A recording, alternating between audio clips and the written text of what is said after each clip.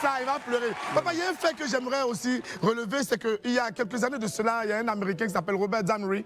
Il a sorti un livre qui s'appelle Les 1001 albums qu'il faut avoir écoutés dans sa vie. Ouais. Et vous êtes le seul artiste congolais. Il y a seulement 12 artistes africains dans cette liste-là. Ouais. Et vous êtes le seul artiste congolais à faire partie de cette liste prestigieuse.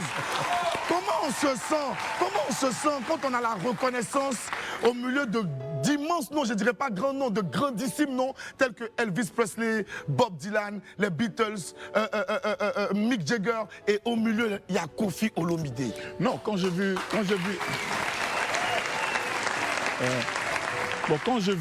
ça, toutes ces sommités, ces grands noms, Oui. je me suis dit, bon, il faut bien qu'il y ait un petit. Et je suis le petit du groupe. Non, jamais, jamais. Vous êtes tous sauf le petit, absolument jamais, absolument jamais. En tout cas, c'était une façon de reconnaître ce que j'ai fait, de reconnaître mon travail qui m'a vraiment beaucoup touché.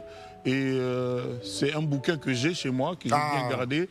C'est franchement pas donné, c'est pas donné, c'est pas tous les jours que ça arrive. Donc c'est quelque chose qui m'a bouleversé. Je regardais ça chaque matin comme ça, chaque soir, pour être sûr que ça n'a pas disparu. Mais c'est forcément bouleversant quand on a son nom qui se retrouve entre Elvis Presley et Michael Jackson. C'est forcément fatigant, ça fait un intense plaisir, ça fait vraiment chaud au cœur. Et puis nous, on est vraiment très fiers de savoir qu'on a un papa qui fait partie de ces sommités, de ce giron qui est vraiment assez exclusif. Alors,